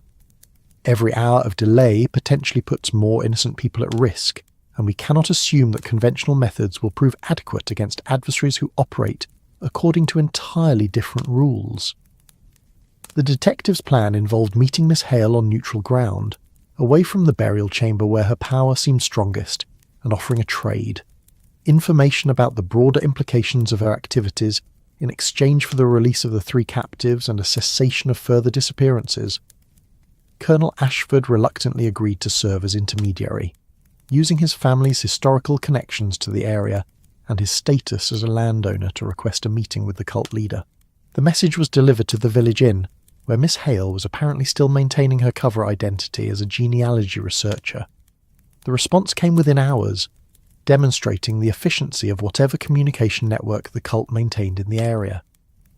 Miss Hale agreed to meet with Holmes the following evening, but at a location of her choosing, the ruins of an ancient stone circle that stood on a hill overlooking the valley, perhaps 2 miles from Ravenshollow Manor. Holmes recognised the tactical advantage she was claiming by choosing the meeting place, but he also understood that any confrontation with the cult would necessarily occur on terms that favoured their superior knowledge of the local terrain and whatever forces they commanded. The stone circle proved to be one of those mysterious monuments that dotted the British countryside, predating Roman occupation and serving purposes that modern archaeology could only guess at. 7 standing stones arranged in a perfect circle, each nearly 10 feet in height and covered with carvings that seemed to shift and change in the flickering light of the lanterns that Miss Hale had thoughtfully provided. She was waiting when Holmes arrived at the appointed hour, her beauty even more striking in the ethereal glow of the ancient stones. She wore a simple dress of dark blue wool that seemed to absorb the lantern light, and her black hair was arranged in a style that might have been fashionable in any century over the past 1,000 years. "Mr. Holmes," she greeted him with a smile that contained both warmth and warning. "How good of you to accept my invitation. I trust you found the location without difficulty." The detective studied her carefully, noting the confidence in her bearing and the way she moved through the stone circle as if it were her natural domain. "Miss Hale, though I suspect that may not be your true name, I have come to discuss the release of 3 people who have been taken from their lives and transformed into something that violates every principle of human dignity." Her laugh was like silver bells in the night air, musical and somehow ancient. "How delightfully direct you are, Mr. Holmes. And you are quite correct that Hale is not precisely my name, though it has served my family for many generations when dealing with the outside world. You may call me Morgana, if you prefer something more authentic." Holmes felt a chill of recognition. The name Morgana had appeared in Colonel Ashford's family records, associated with accusations of witchcraft and supernatural activities dating back centuries. Either this woman was far older than she appeared, or she was continuing a family tradition that spanned many generations. "I see that you recognise the name," she continued, moving gracefully between the standing stones with the fluid motion of someone completely at home in her surroundings. "My family has been guardians of ancient knowledge for longer than your Christian church has existed in this land. We preserve what others have forgotten, maintain what others would destroy." The detective circled the perimeter of the stone circle, staying outside the ring of monoliths while she moved within it. He had the distinct impression that crossing that threshold would somehow place him at a significant disadvantage, though he could not articulate the reason for his caution. "And part of this guardianship involves the kidnapping and mental enslavement of innocent people?" Holmes asked, his voice carrying the controlled anger that he felt whenever confronted with deliberate cruelty. Morgana paused beside one of the larger stones, resting her hand against its carved surface, in a gesture that seemed both casual and ritualistic. "Enslavement is such an ugly word, Mr. Holmes. We prefer to think of it as recruitment. The 3 individuals you're concerned about have been given the opportunity to serve purposes far greater than their individual ambitions." She turned to face him directly, and in the lantern light her eyes seemed to hold depths that went far beyond normal human experience. Dr. Blackwood spent his life studying the past, trying to understand the achievements of ancient civilizations. Now he has the privilege of experiencing that knowledge directly, of becoming part of something that connects him to wisdom that predates written history. Holmes remained outside the circle, but his attention was completely focused on the woman who moved with such confident grace among the ancient stones. "And what of William Hartley and Sarah Mitchell? What great purposes do they serve in your organisation?" "Every community requires workers, Mr. Holmes," Morgana replied with serene practicality. "People to maintain the sacred sites, to perform the daily tasks that allow the greater work to continue. They are no longer burdened with the anxieties and uncertainties of individual existence. Instead, they participate in something eternal, something that will outlast your modern world by millennia." The detective studied the carved symbols on the nearest standing stone, noting their similarity to those he had observed in the burial chamber. "You speak of eternal purposes and ancient wisdom, but what I witnessed in that burial chamber looked remarkably like sophisticated methods of psychological control. How do you accomplish this transformation of human consciousness?" Morgana's smile became more enigmatic, and she began moving around the circle in a pattern that seemed to follow some invisible design. "Your Victorian science believes it understands the nature of human consciousness, Mr. Holmes, but it has barely scratched the surface of what is possible. The mind is not the simple mechanical device that your philosophers imagine. It is connected to forces and dimensions that most people never suspect exist." She paused beside another stone, this one carved with spirals and interlocking patterns that seemed to draw the eye into their geometric depths. The ancient peoples who built these circles and burial chambers understood these connections. They knew how to manipulate the boundaries between individual consciousness and collective awareness, how to merge separate minds into unified purpose. Holmes felt his rational worldview being challenged by implications he was reluctant to accept. As a man of science and logic, he sought explanations that fit within the framework of known physical laws, but the evidence he had gathered suggested phenomena that operated according to entirely different principles. "You're claiming that these ancient rituals can actually alter the fundamental nature of human consciousness?" he asked, his detective's mind struggling to categorize information that seemed to transcend normal investigative procedures. "I'm claiming much more than that," Morgana replied, her voice taking on the cadence of someone sharing profound secrets. "Consciousness itself is not what your modern world believes it to be. Individual awareness is merely one facet of something much larger, much more complex. Ancient knowledge teaches methods for accessing these deeper levels, for connecting human minds to sources of power and understanding that exist beyond the physical realm." She gestured toward the stone circle that surrounded them, and in the flickering lantern light the carved symbols seemed to pulse with their own internal rhythm. "These monuments are not merely ceremonial structures, Mr. Holmes. They are functional devices, built according to principles that your science has forgotten. When used properly, they can facilitate transformations of consciousness that your modern world would consider impossible." Holmes realized that he was being offered a choice that went far beyond the simple negotiation he had planned.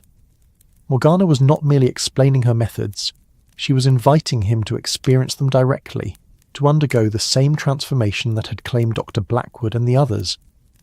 "You're suggesting that I submit to whatever process you used on the missing persons," he said, his voice carefully controlled despite the magnitude of what was being proposed.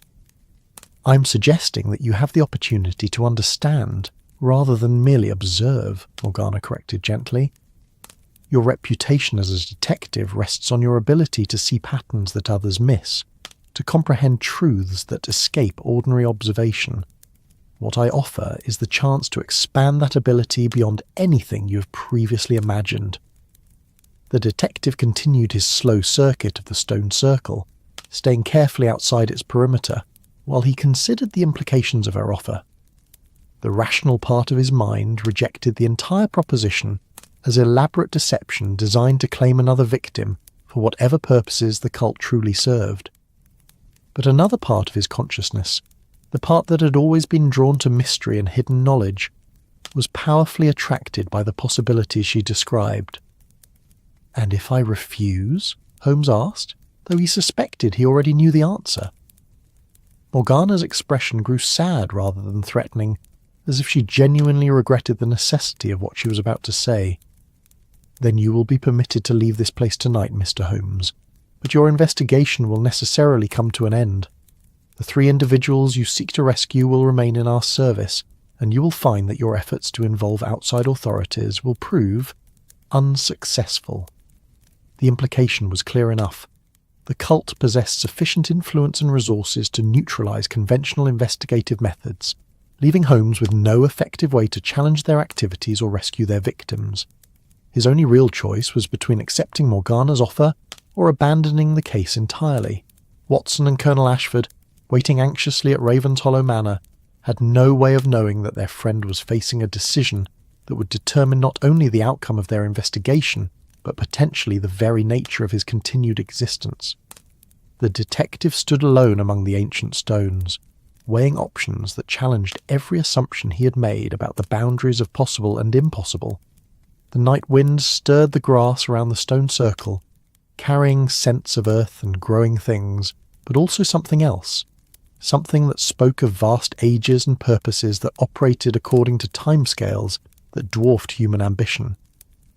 Holmes found himself thinking of all the mysteries he had solved through careful observation and logical deduction, but also of the mysteries that had remained forever beyond his understanding. What exactly would this transformation involve? He asked finally, his scientific curiosity overriding his instinct for self-preservation. Morgana moved to the centre of the stone circle, where a flat altar stone lay embedded in the earth.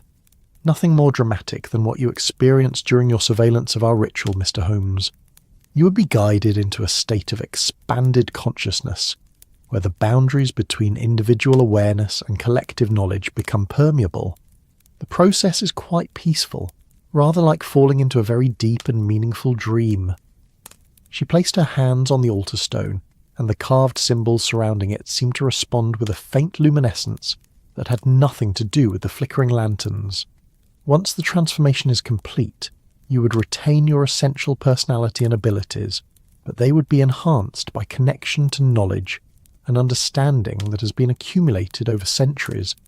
You would become part of something much larger than individual existence, something that serves purposes of cosmic significance. Holmes studied her face in the strange light that seemed to emanate from the ancient stones themselves. Despite the magnitude of what she was proposing, there was nothing in her expression that suggested deception or malicious intent. She seemed genuinely convinced that what she offered was a gift rather than a curse, an opportunity for transcendence rather than enslavement. And Dr. Blackwood, the detective asked, he has experienced this transformation and found it beneficial? Dr. Blackwood has found peace that eluded him throughout his academic career, Morgana replied with evident sincerity. His lifelong quest to understand the ancient world has been fulfilled beyond his most ambitious dreams. He now possesses direct knowledge of civilizations that existed thousands of years before the Romans, and he participates in work that will preserve that knowledge for future generations. The detective found himself taking a step close to the perimeter of the stone circle, drawn by possibilities that challenged everything he thought he knew about the nature of consciousness and reality. The rational part of his mind warned that he was being manipulated by someone with extraordinary skill in psychological persuasion, but another part of his consciousness sensed opportunities that might never come again. If I were to accept your offer, Holmes said slowly, what would become of Dr. Watson and Colonel Ashford? They are innocent of any offence against your organisation. Morgana's smile was genuinely warm, suggesting that his concern for his companions reflected well on his character. They would be permitted to return to London with whatever story they choose to tell about your disappearance. Most likely they would conclude that you had fallen victim to the same mysterious forces that claimed the others, and their account would become another chapter in the folklore surrounding our ancient sites. She paused, studying his face in the shifting light of the stone circle. Or, if they possess the wisdom to understand what you have chosen, they might be invited to join you in service to purposes that transcend individual ambition. The choice would be theirs, as it is now yours. Holmes realised that he was standing at the threshold of a decision that would define not only the remainder of his life, but his understanding of what life itself meant. The comfortable certainties of Victorian rationalism were being challenged by possibilities that operated according to entirely different principles, and he found himself genuinely uncertain about which path offered the greater wisdom. The detective's internal struggle was interrupted by the sound of approaching voices. Watson and Colonel Ashford, apparently unable to wait patiently at the manor while their friend faced unknown dangers alone. Their arrival changed the dynamics of the situation entirely, as Holmes now had to consider not only his own fate, but the safety of two people who had followed him into circumstances beyond their understanding. "Holmes!" Watson called out as he and Colonel Ashford emerged from the darkness beyond the stone circle. "Are you all right? We heard voices and thought you might need assistance." Morgana turned toward the newcomers with an expression of mild amusement, as if their arrival were an interesting development, but not an unexpected one. "Doctor, Watson and Colonel Ashford," she said with gracious courtesy. "How thoughtful of you to join us. I was just explaining to your friend the opportunities available to those who possess the wisdom to see beyond the limitations of ordinary existence." Watson approached the perimeter of the stone circle, but stopped when he noticed that Holmes remained carefully outside its boundary. The doctor's medical training had taught him to recognise dangerous situations, and something about the atmosphere surrounding the ancient monument triggered every instinct he possessed for avoiding hazardous circumstances. "Holmes," Watson said quietly, "what is she offering you?" The detective turned to face his faithful companion, and in the strange light of the stone circle, his sharp features looked haggard with the weight of impossible choices. "She offers knowledge, Watson, understanding of forces and phenomena that our conventional science cannot explain. The price is surrender of individual will in service to purposes that supposedly transcend ordinary human ambition." Colonel Ashford raised his rifle, though he was clearly uncertain about what he was threatening. "Miss Hale, or whatever your true name might be, I must insist that you release the 3 people you have taken from our community and cease whatever activities you're conducting in the ancient sites." Morgana regarded the weapon with the mild interest of someone observing an amusing but irrelevant gesture. "Colonel, your family has coexisted with mine for many generations, sometimes peacefully and sometimes not. Your great-grandfather understood that certain forces operate beyond the reach of conventional authority. Perhaps it is time for you to achieve similar wisdom." She raised her hand, and the carved symbols throughout the stone circle began to emit a soft luminescence that had nothing to do with reflected lantern light. The effect was beautiful and terrifying simultaneously, suggesting power sources that operated according to principles that Victorian science had never encountered. Watson felt a strange compulsion to step forward into the circle, as if the glowing symbols were somehow calling to him with voices that spoke directly to his subconscious mind. He struggled against the urge, recognizing it as some form of external influence, but finding it increasingly difficult to maintain his resistance. "The choice is before all of you now," Morgana said, her voice carrying harmonics that seemed to resonate with the stones themselves. "You may continue your futile attempts to operate according to the limited principles of your modern world, or you may accept the opportunity to participate in something far grander and more meaningful." Holmes realized that the situation had moved beyond simple negotiation into something that threatened to claim all 3 of them as the cult's newest recruits. The detective's mind raced through possible strategies for escape, but he found himself fighting against the same compulsive attraction that was affecting his companions. The glowing symbols seemed to pulse with hypnotic rhythm, and Holmes recognized that they were being subjected to the same psychological influences that had claimed Dr. Blackwood and the others. Whatever technology or technique the cult employed, it operated through sensory input that bypassed conscious resistance and influenced deeper levels of mental function. "Watson," Holmes called out urgently, "close your eyes and turn away from the circle. Colonel, the same advice applies to you. Do not look at the symbols or listen to the patterns in her voice." But even as he gave this advice, Holmes found himself struggling to follow it. The luminescent carving seemed to contain information that his analytical mind desperately wanted to decode. Patterns and relationships that promised insights into fundamental questions about the nature of reality itself. Morgana stepped onto the central altar stone, and her presence seemed to intensify the effect of whatever forces emanated from the ancient monument. "There is no shame in surrender, gentlemen," she said, her voice now carrying harmonies that seemed to come from multiple sources simultaneously. "What I offer is not defeat, but transformation, not loss, but transcendence." Watson, drawing upon reserves of stubborn determination that had carried him through military campaigns and medical emergencies, managed to turn his back on the stone circle and grab Colonel Ashford's arm. "We have to leave," he said urgently. "Now, before whatever she's doing becomes irreversible." But Holmes remained transfixed by the glowing symbols and the possibilities they represented. The detective's lifelong quest for knowledge and understanding was being challenged by an offer that promised insights beyond anything conventional investigation could provide. The rational part of his mind warned of danger, but his intellectual curiosity was proving stronger than his instinct for self-preservation. "Holmes!" Watson shouted, his voice cutting through the hypnotic atmosphere that surrounded the stone circle.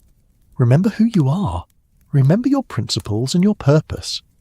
The detective's head snapped up as his friend's words penetrated the strange compulsion that had been claiming his consciousness.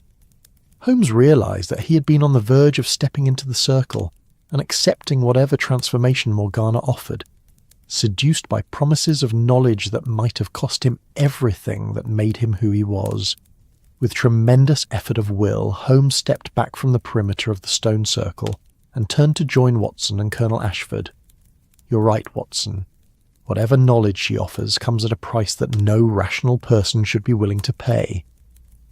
Morgana's expression showed disappointment but not surprise, as if she had hoped for a different outcome but had not really expected it. "A pity, Mr. Holmes. You have chosen to remain limited by the boundaries of conventional thought, rather than expand into realms of possibility that few humans are privileged to experience." The luminescence of the carved symbols began to fade, and the compulsive attraction that had nearly claimed all three men gradually weakened. But Holmes knew that they were not yet safe from whatever forces the cult commanded, and that their rejection of Morgana's offer might have consequences that would follow them far beyond this ancient site. "The three missing persons," Holmes said as they began their retreat from the stone circle. "What will happen to them now that we have refused your invitation?" Morgana smiled with the serene confidence of someone whose plans operated on timescales that dwarfed immediate concerns. "They will continue to serve purposes that you cannot understand, Mr. Holmes, contributing to work that will outlast your modern civilization by millennia. Perhaps someday you will achieve the wisdom necessary to appreciate the gift you have rejected tonight." The three men walked back toward Ravenshollow Manor in thoughtful silence, each processing the implications of their encounter with forces that operated beyond the comfortable boundaries of Victorian rationalism. Holmes recognized that their investigation had reached a conclusion of sorts, though not one that provided the satisfying resolution he typically achieved in his cases. The missing persons would not be rescued through conventional methods, and the cult would continue its activities according to principles that defied normal law enforcement procedures. But Holmes had also gained insights into the nature of their adversaries that might prove valuable if their paths crossed again in the future. Back at the manor, the three men sat before the library fire and struggled to make sense of their experience among the ancient stones. The comfortable certainties of their world had been challenged by encounters with phenomena that suggested realities far more complex and dangerous than anything their conventional education had prepared them to understand. "What do we report to the authorities?" Colonel Ashford asked eventually. "How do we explain what we've discovered without sounding like we've succumbed to rural superstition?" Holmes considered the question carefully. "We report the facts as we observe them, Colonel, and we let others draw their own conclusions about the explanations. 3 people have disappeared under mysterious circumstances, and we have evidence suggesting the involvement of a well-organized group with extensive knowledge of local history and unusual psychological techniques." Watson nodded agreement. The photographs Holmes took during the ritual should provide sufficient evidence that something extraordinary is occurring, even if we cannot fully explain the methods being used. But Holmes knew that their investigation had raised more questions than it had answered. The cult that called itself the Guardians of Ancient Knowledge remained active in the countryside, possessing capabilities that transcended conventional understanding of human psychology and consciousness. The 3 missing persons had been transformed into something that violated fundamental assumptions about individual identity and free will. Most disturbing of all, Holmes found himself haunted by the possibilities that Morgana had offered. Despite his rejection of her invitation, part of his consciousness remained curious about the knowledge and understanding that might have been gained through submission to the cult's transformation process. The detective's lifelong quest for truth and insight had been challenged by opportunities that promised insights beyond anything conventional investigation could provide. As dawn approached over the Gloucestershire countryside, the 3 men finally retired to their respective chambers, but sleep came fitfully to all of them. In their dreams, they found themselves walking through passages lined with glowing symbols that promised secrets beyond human understanding, while voices whispered in languages that predated written history. calling them toward transformations that would transcend the limitations of ordinary existence. The morning brought a return to more conventional concerns, as messages arrived from London, and the local authorities began their official investigation into the reported disappearances. Scotland Yard dispatched Inspector Bradshaw, a competent officer who had worked with Holmes on several previous cases, but even his methodical approach proved inadequate when applied to mysteries that operated beyond the boundaries of normal criminal activity. Holmes provided Bradshaw with his photographs and detailed observations, but he carefully avoided speculation about the more extraordinary aspects of what they had witnessed. The detective recognized that official investigative procedures were designed to deal with conventional criminal activity, not with phenomena that challenged fundamental assumptions about the nature of reality itself. The village gradually returned to its normal rhythms, though an undercurrent of tension remained among residents, who sensed that the recent events were part of larger patterns that might surface again in the future. The local church held special services for the missing persons, and families began the difficult process of accepting losses that could not be adequately explained or properly mourned. Colonel Ashford increased security around his estate and implemented new procedures designed to prevent unauthorized access to the burial chamber and other ancient sites on his property.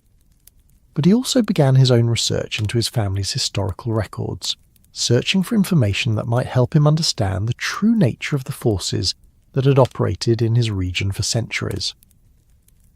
Dr. Watson documented their entire experience in careful detail, creating a record that would serve as both historical account and warning for anyone who might encounter similar phenomena in the future. But he also began studying psychological and medical literature related to consciousness and mental manipulation, hoping to find scientific explanations for the extraordinary capabilities they had observed. Holmes returned to London with a sense of unfinished business that would haunt him for the remainder of his career. The detective had built his reputation on his ability to solve mysteries through careful observation and logical deduction. But the case of the cursed tomb had introduced him to realities that transcended conventional investigative methods. In the month that followed, Holmes found himself paying closer attention to reports of unusual disappearances and unexplained phenomena throughout Britain. He began to suspect that the cult they had encountered in Gloucestershire was part of a much larger network of organisations that preserved ancient knowledge and practices, operating in the shadows of modern civilization. Occasionally, rumours reached London of strange activities in remote areas, archaeological sites where researchers had vanished, ancient monuments where local people reported unusual lights and sounds, and rural communities where long-time residents seemed to possess knowledge that went far beyond normal historical understanding. But Holmes also recognised the limitations of his ability to investigate such phenomena. The comfortable certainties of Victorian rationalism provided no framework for dealing with forces that operated according to entirely different principles, and conventional investigative methods proved inadequate when applied to mysteries that transcended normal human understanding. The detective found himself changed by his encounter with Morgana and her organisation. While he continued to solve cases through careful observation and logical analysis, part of his consciousness remained aware of possibilities that lay beyond the boundaries of ordinary experience. The ancient symbols they had seen carved into stone monuments haunted his dreams, and he sometimes found himself wondering about the knowledge and understanding that might have been gained through acceptance of the transformation that had been offered. Watson noticed the change in his friend's demeanour and occasionally attempted to discuss their extraordinary experience in Gloucestershire, but Holmes proved reluctant to speculate about implications that challenged fundamental assumptions about the nature of consciousness and reality, preferring to focus on cases that could be resolved through conventional methods. The 3 missing persons were never recovered, and their fate remained one of those mysteries that official records listed as unsolved disappearances. But Holmes knew that they had not simply vanished. They had been transformed into something else, recruited into service for purposes that operated on timescales that dwarfed individual human ambition. Years later, when Holmes had retired to his cottage in the South Downs and spent his days pursuing the study of beekeeping, he would sometimes gaze across the rolling English countryside and wonder about the ancient forces that continued to operate beneath the surface of modern civilization. The comfortable rationalism of Victorian England had given way to new uncertainties and possibilities that challenged everything he thought he knew about the boundaries between possible and impossible. But on those quiet evenings when the mist rose from the valleys and shadows gathered around the ancient monuments that dotted the landscape, Holmes would remember the voice of a woman named Morgana, offering knowledge that transcended ordinary understanding. And part of his consciousness would always wonder about the paths not taken, the transformations not accepted, and the mysteries that remained forever beyond the reach of conventional investigation. The countryside kept its secrets, as it always had and always would. Ancient stones stood silent in forgotten fields, carved with symbols that promised insights into realities that most people never suspected existed. And somewhere in the mists that gathered around those monuments, forces continued their work according to purposes that had guided them for millennia, patient and eternal and utterly indifferent to the brief concerns of individual human lives. In London, the gas lamps flickered against gathering darkness, and the comfortable sounds of civilization continued their nightly rhythm. But beyond the city's warm glow, older powers moved through landscapes that remembered times when different laws applied and different gods walked among the standing stones. The case of Sherlock Holmes and the cult of the cursed tomb had ended, but the mysteries it revealed would endure as long as human consciousness struggled to understand the boundaries between the known and unknowable, between the world of everyday experience and the deeper realities that lay hidden beneath the surface of ordinary existence. And in the depths of sleep, when the conscious mind relaxed its careful control, dreams would sometimes carry whispers of ancient voices calling across centuries, offering knowledge and transformation to those who possessed the wisdom or the courage to listen to their eternal song. Thus ends this gentle tale of mysteries and ancient secrets, of choices made and paths not taken, of the eternal dance between knowledge and wisdom, between individual ambition and cosmic purpose. May your own dreams be filled with peaceful resolution, and may you rest well in the comfort of mysteries that need not be solved, only experienced with wonder and gratitude for the vast complexities that make existence itself the greatest mystery of all. That's the tale for tonight, traveller. Are you listening from the lantern-lit alleys of Lisbon, the snowy quiet of St. Petersburg, the soft desert winds of Doha, or beneath the starry skies of Buenos Aires? If this story eased your heart, like the episode and subscribe for more Whispered Worlds. Close your eyes, breathe slowly, and let sleep find you, wherever you are on this dreaming earth.